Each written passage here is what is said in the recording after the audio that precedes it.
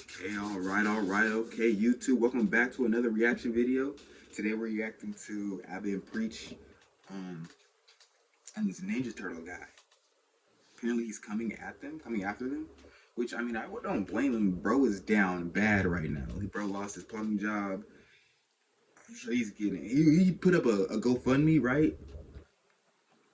I mean, he kind of deserves it. Like, why are you like, you know, one of his favorite quotes to say in the show, if you've guys seen the show, the Pop the Balloon dating show, he was like, said over and over again, "You doing me a favor." Every time he got rejected, like, dude, just take your L and move on. You don't always have to clap back.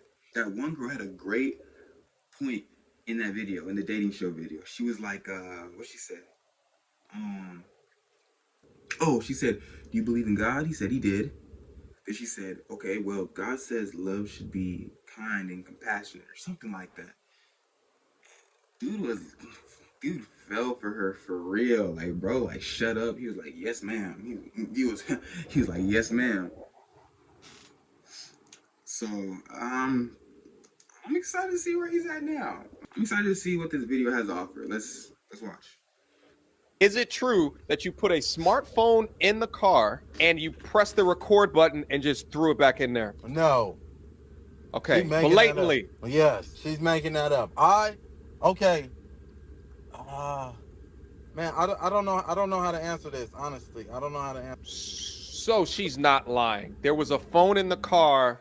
But honestly, yes. If it sounds crazy, then man, whatever. Why did we know in 2 minutes what it took y'all 2 to 3 weeks to figure out? Aaron the plumber. So what happened? So we were right, and it only got worse from there. I mean, Aaron the plumber, if you don't remember, was on the balloon pop thing, and then afterwards claimed that a bunch of people called his job and got him fired. Turns out he can't prove that ever happened. Most people don't even know where he works, so they don't even know where to call to get him fired. He even claimed that there was 500 plus calls. Nobody's been able to really find his job properly. So the idea that the internet found it, it's never leaked so far. And so there's been a lot of cast on that because he's been using that to promote his GoFundMe to get $15,000 to do humanitarian work. Truth is, he doesn't really have much of a track record doing any of that kind of stuff. So where is this all coming from? And then there was a post that came out that showed that he got mad because the GoFundMe got locked. And underneath the post, you know what it said? What? "How they gonna hold my money? It's my birthday. Let me have a good time." No. Dead ass. No. Dead ass, he posted that. So he was gonna use the GoFundMe for his birthday. So when we saw this goofy ass asking for, money, even though he got 100K in the bank. Okay. But one thing about me, I could pull 100,000 on the bank. Can you do the same? And he was out here spending it in the club like a goofy. Turns out, Like, dude, dude, he wanted to use the I feel like GoFundMe he for his birthday came to to be the able to show spend it just like an to idiot. shit on people. But it goes even worse because, like, people are like, "Why are you bringing up his criminal history?" But that's in the past. First off, I do think it's okay to judge people on their criminal history. That doesn't mean it's a final judgment, but I definitely think it factors in, especially if it's over a lengthy period of time. It shows me a lot of impulsivity. It shows me a lot of lack of control over yourself, and it gets me things to be like big red flag. He's already been found guilty of pandering, which is pimping, in 2017, but racketeering essentially is the call. Charged with sex trafficking, all kinds of stuff. So this is, what, 5-6 years ago? Way. Quick little update. Queen of Accountability, the YouTuber who did a way. live stream with 4 of his exes and did a deep dive research on this guy. If you watch the live stream, it's pretty intense. way. There's accusations of rape, stalking. Of course, like, bro did sound like he was hurt. Like, he was, like, he had some issues, bro. Which, I mean, we all have issues, but, like, the way he was coming at the women, it was like, dude got some aggression for real. Like, it just makes sense. Beatings, harassment, and they provide a lot of receipts. They provide police reports, they provide text messages, logs, all these different things that really solidify that this guy hasn't changed at all. He's still the same career criminal that he's always been. And I know some people try to accuse these women of clout chasing, but you have to understand, these women have been filing reports to the police over a year ago. How could they be clout chasing when this guy had never even done the show at the time and it was known to nobody? There's no clout to be gained. If you guys read the message, you can see that he's trying to get her to respond to him and she's refusing. And after she doesn't respond to him for a while, what does he do? He makes a very peculiar threat. He says, "I'm gonna call FedEx every day and I'm gonna get you fired." Isn't this the very thing that he claims was done to him? Think about how twisted that is. You victimize someone in a very peculiar manner. Then you use that peculiar manner that you victimize in to make your own victim narrative. And you want to get sympathy for it. The reason why this gets more intense is that a lot of the behaviors that he showed towards these women, he's now showing towards this YouTuber queen of accountability. What am I talking about? This guy had a pattern with all the women he dated. He would love bomb them. Within 3 to 4 weeks, he loved them. For me, it's you talk about falling in love, but it was only a month, it sounded like 6 weeks. Yeah, that's it. You fall in love quick and hard, my G. Fall hard. I do. That's my problem every time. He needed to be around them all the time. They need to stay around him. And if he didn't get his way, the text messages went south very quickly and very aggressively. When he didn't get his way, he would call their jobs. He would harass them. He would file threats against them from a bunch of different anonymous numbers. And you could tell it too is him because the grammar's really bad in all the text messages. And there's a lot of like repeated lines that seem very consistent. And now the queen of accountability is also being called from every direction possible and having herself being doxxed essentially through this process. He pretends like he's somebody else in all these text messages, but he kind of lets it slip that it's actually him, Aaron the plumber, because he goes, I'm going to take legal action if you don't issue a formal apology. Are you going to sue on behalf of somebody else? And it's so crazy to me how many random dudes online want to run and go to bat for this dude when everything in his history and the way he acts says he's a big ass pookie. He's the exact kind of man that women, you would criticize them for dating. If a woman chose this guy and dated him and then bad things happen, you'd be like, why don't you choose better? Why did you choose a pookie? And now you're getting mad at these same ladies for picking up on the fact that he was a pookie right away and trying to stay away from his ass. We picked up on it. I have never on this show ever looked at a man's behavior and been like, this is probably the kind of guy who beats women behind closed doors. Ever. Go look through the logs. Go find it. You won't find it. Yeah, what is it about the way that he was behaving that you guys were so ready to endorse and say it's nothing wrong with it, it's actually fantastic, that we all looked at and be like, no, this dude is off his kilter and it's very likely that he'd be doing physical things to ladies behind closed door or other weird things.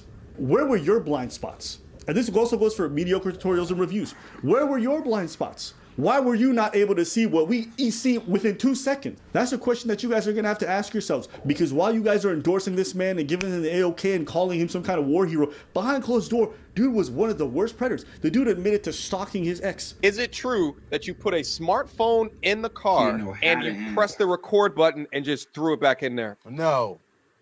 Okay, blatantly. She's just making that up out of thin air. Yes, she's making that up. Okay. Look, boom. Nah. Come on. Cook, brother. Cook, brother. Let's talk about it. I'm trying to see how I can answer this. I'm trying to see how I can lie. Yeah. I did. I had a phone. Man, I don't know how to answer this, honestly. I don't know how to answer this. But no, I didn't put no smartphone. I did have another iPhone that was in her car. I have 2 phones, okay? Aaron. No. I got 2 phones, one for the hoe and one for the hoe. Dude, if you didn't break it down to you, I had 2 phones. One phone I do plumbing with, right? The other phone is my personal phone. I did leave the phone. I'm trying to answer this without sounding like a creep. So I'm trying to choose my words carefully, you know. I did need, like, I got 2, like, you know, I got that. It's just. Have you ever, like, if ever, did you ever have, like, if you ever have ever, like, have ever 2 phones that you phone with? Carefully, you know, because they're gonna crucify me. So don't think nothing. But I had another phone. Okay, I did plumbing services with this phone. The location was on this phone. Now I'm in and out of her car all the time. I did know that the location was on the phone. Yeah, I always got location on both of my phones, but that's how I was finding out she was driving around too. Yeah. So she's not lying. There was a phone in the car that tracked where she was. The phone. That's why I was having a hard time answering this. She's trying to make it seem like I just got up through the phone. No, I had my tracker on. I had my GPS on there, and I remember we had an argument about me leaving the phone in there, yes, with the GPS tracker on there. She said, yeah, and I lied. Okay, yes, okay, I lied. I lied to her. I told her I did an airdrop, left the phone in there, but I didn't. I don't even know how to do an airdrop. But honestly, yes, the phone location, my location was. Okay, I'm not gonna keep playing it. Thank This you. dude Thank you. lying through his teeth. This scammer, Thank you. okay, this career criminal, this trafficker, that's what he's about. Let's be clear. This is the man you guys are defending. And it doesn't even end Who's there. The defending him? dude tried to do revenge prawn against one of his exes when she wouldn't get back with him. So he was telling, and these are, you can look at the messages. This is not hearsay. This is the dude y'all defended. All this to say, I don't want to go through everything he's done. Obviously, he's garbage. The real thing that's interesting to me is why were these men so fast to want to champion this guy when it was so obvious to so many other people that he was a giant pookie? You guys champion a man who's likely going to harm more women in the future. Please. You want to give him access to funds to be able to attract more women, want to give him more publicity to be able to have more opportunities, not realizing you guys are essentially enabling a predator. Stalks his ladies, threatens them when they want to leave, put hands on That's something. weird. Okay, what you want me to say? What you want me to say? It's not even about taking a victory lap. It's not even just the viewers. This is the creators. Like, MTR, I like the dude, but it was plainly obvious to everybody. Even the way you conducted the interviews, I'm gonna be honest, you were softballing it. When he was saying weird sus shit like this, like, to me, that's a big, big, huge red flag. What do you think about that? I didn't understand the people defending it. Just if we go to the base of the video and I mean, he has a GoFundMe. it escalated there were very people quickly, but defending it. the basis of the video was us watching a dating show. And if you look at the behavior on the dating show, I do not understand what you guys Would want to defend him for. didn't see. Nah, he did nothing wrong. Like, what is the state of the world, or in what world do you live in that you saw nothing wrong in the interactions that you saw? Forget the rest. Forget the felon thing, the whatever. Forget all that. Just based on those interactions, you saw nothing wrong. Well, you got rejected from the ladies. That's why I see a problem that we have in society. Rejection is not inherently a bad thing. It's just a neutral thing. It's actually a good thing sometimes. You take it as disrespect. When you say, oh, he got rejected by the ladies, you automatically go to disrespect. No, the girls just said no. Because this Especially and that the and that. first Well, girl. you know what? The first If you girl's feel super that way, respectful with it. that's how you feel. Moving on. He felt some type of way. And I'm still standing on mine when he said, you definitely made me... That was off. Right from the jump. And then you accumulate the rest of the things. At the basis of what we saw, you saw that and you saw nothing wrong. I'm sorry to say, that's a red flag on you. If you saw nothing wrong with the interaction that you saw there and you thought it was perfectly normal, there's something wrong with you. Forget the rest. Forget the baby mamas, the dramas, the running from the police, the going inside. Forget all that. If just based on the whole interaction that you saw nothing. Yeah, you can tell You're there's like, something yep, off with him. then there's something wrong with you too. can I'm tell. going on you guys. Yep. You guys got problems. gave You got to them search money within. Whether you believe it or not, that's on you. But you got problems. You're not supposed to talk with people like that. I don't even think they think that's normal. I think most of them essentially just resent a lot of the, perceived privileges that women have. And so when they see this, they see some sense of justice. And so they're going to champion it, even if it is wrong. Right. But essentially what they're championing is more of the same bad behavior that they're seeing on the opposite sex at times. And so they're just propagating the problem. It's not progress that they're doing. It's just they want their get back. They want their sense of revenge, right? just That moving they what is the word? What happens when you're experiencing something through someone else? Do you know the word for that? Oh, vicariously. That's the word. They're vicariously through these people on these shows getting the justice that they don't have, they feel like, in their own personal life, or they see that's lacking in the world. That's essentially what it is. So that's why these kind of videos of like dudes putting women in their place is so exciting for these guys, and they love it and they get really excited, like, fuck yeah, these women, is because they feel a sense of injustice, and so they champion it. But in reality, you're not making the world a better place. Essentially, all you're really doing is just propagating more bad behavior. Even if it means championing a sex trafficker and a felon and a dude who does stalking and all these other bad behaviors. Like, You're going to champion this right now, but I promise you, you're going to stop championing it when it's one of the women in your lives, when it's your sister, your mother, your one of your exes, your daughter, whatever. You're going to wish that you had done more to stop dudes like this from being everywhere and stop encouraging them. Because all you're doing is helping other ladies be victimized. That's essentially what it is. But you may not even care about that because maybe you feel so much resentment, you're like, they probably deserve it. My girl, my sister could never, never bring someone like that. I mean, not me thinking, oh no, I don't see nothing wrong. No. Hell no. Hell no. Why am I defending these pieces of shit? And when you have evidence, you stay defending them. And they want to say women are not logical. You really want to hold. But you recognize a lot of these dudes is also bitch made. They're also emotional. They're emotionally tied to this situation. Yeah.